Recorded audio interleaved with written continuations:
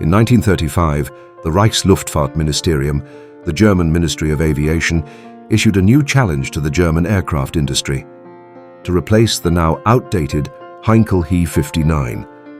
The new aircraft was required to be a multi-role flying boat, capable of operating as a long-range reconnaissance aircraft and as a torpedo bomber to support the Kriegsmarine in its operations on the high seas.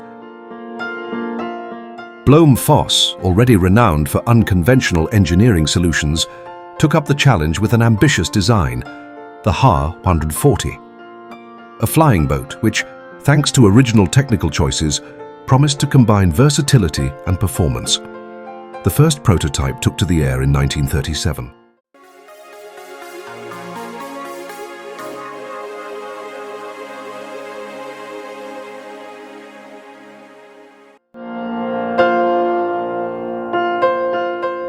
At first glance, the Blohm Voss Ha 140 appeared to be a conventional flying boat with two floats, and like many Blohm Voss designs, its wing structure was based on a single large-diameter tubular spar, which also served as the fuel tank.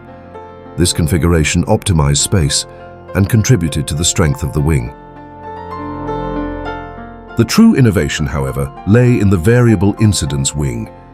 Thanks to an electromechanical device, the entire wing could rotate around its main axis.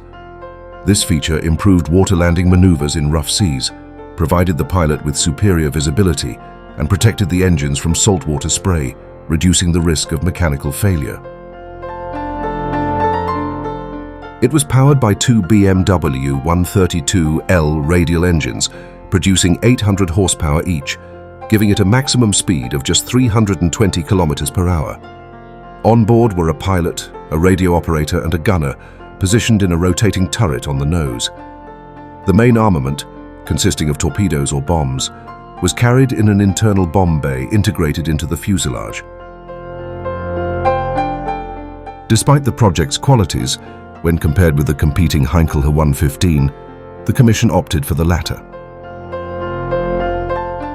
With only 3 prototypes built, the Blohm Voss Ha 140 remained an experimental and little-known project. Yet its principal innovation, the variable incidence wing, was not lost. Similar concepts of adjustable wings were adopted later in aircraft such as the Vought F-8 Crusader, the first clearly supersonic naval fighter, a system which allowed the pilot to maintain a nearly level fuselage and ensured optimal visibility during carrier landings.